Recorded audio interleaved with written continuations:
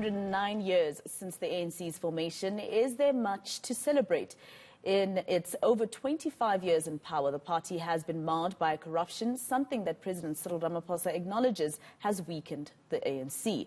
Lack of service delivery and the high unemployment rate have also ravaged the country. In his January 8th statement, Ramaphosa promised that these and other issues will be addressed. To speak on these and more, our anchor Tulasizo Simelane joins us now ahead of his conversation with President Ramaphosa. Tulasizo, of course, yesterday, one of the main things that came out of this year's statement is what the president said, reaffirming the resolution that was taken on during the 54th National Elective Conference about giving more power to the Integrity Commission and making sure that people who face corruption are suspended.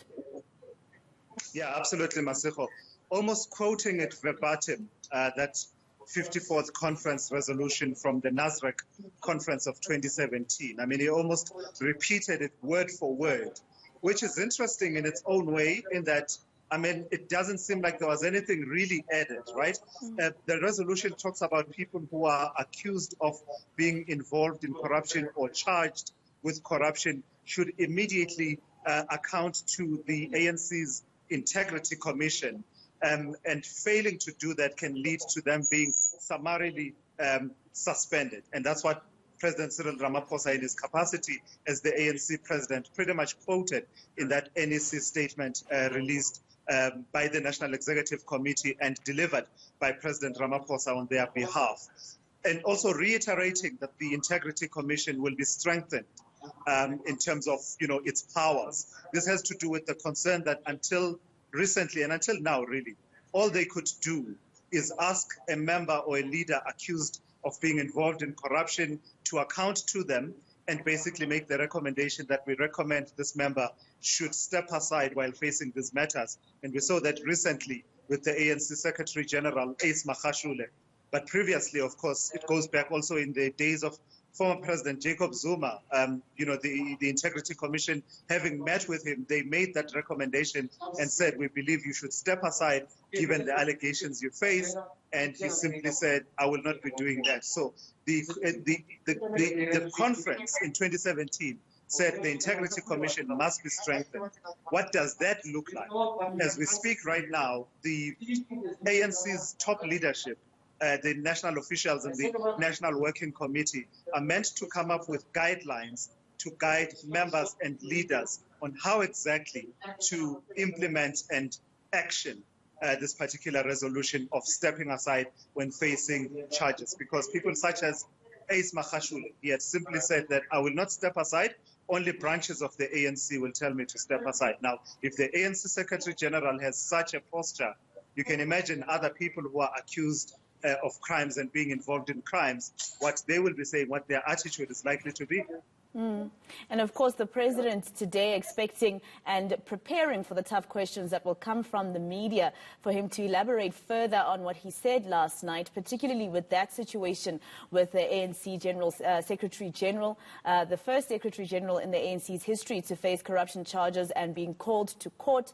Of course, there's also that message that the president put out last night about making sure that people don't spread fake news or alleviate fear among the people in terms of the vaccines that are coming our way. For instance, Jacob Kawe in Gauteng saying that people should not accept a vaccine that does not come from Africa.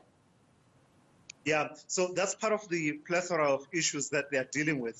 Things such as the attitude taken by some of their own leaders and deployees on matters of public policy, where the ANC wants to take leadership. For instance, in that January 8th statement, the ANC talks about being ready to roll out a mass vaccination campaign. This is part of now the phase of recovery, in as far as recovery of the economy is concerned, but also in scaling up the response to the coronavirus. How do they do that when they have people who still hold such attitudes? And, you'll have heard recently the pronouncements of a councillor in eThekwini who also came in for criticism around issues to do with COVID-19.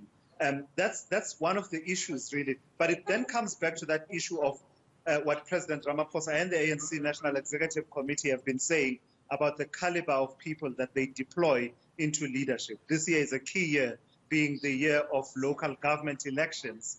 And this always comes up, Masego. It becomes a battle royale to make it to the deployment lists for councillors across the municipalities. And in the end, this system that they have of choosing who represents the ANC as a public representatives has really not given them, the best amongst ANC cadres.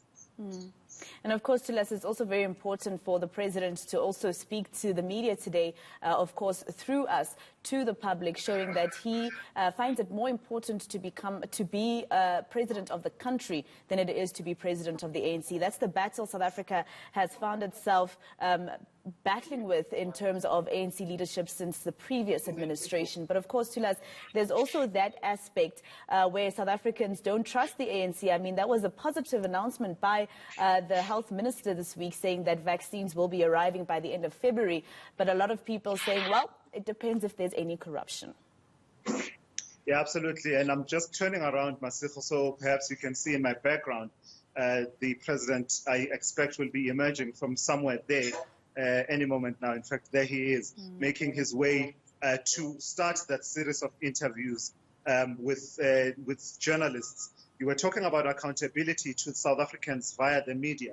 And I heard what you said, but there continues to be a concern about President Ramaphosa availing himself for one-on-one interviews or perhaps even in media briefings beyond making those statements, addressed by the president, but him then actually sitting down and taking questions. What is happening today, the ANC does traditionally after delivering its January 8 statement. So he speaks to us in his capacity as the ANC president. But the concern continues to be there to say, when last did you see President Ramaphosa speaking to any print media title, for example? When last did you see him speaking to a national radio station? I think the one I can recall him doing a radio interview was with the late Xolani Gwala on 702. And, that's a while ago. So that continues to be a concern for SANEF. And it comes back to this issue of saying it's not just answering questions to Thulasizwe Semelane. It is really a question of the questions that we ask are questions that we believe a reasonable person, a South African who's switched on the issues and concerned with the the direction that the country is taking and wanting to know about what decisions are being made would ask. Well, thank you very much. Let me let you go ahead and set up. That is eNCA anchor Thulasizwe Semelane coming to us live from Luthuli House in Johannesburg.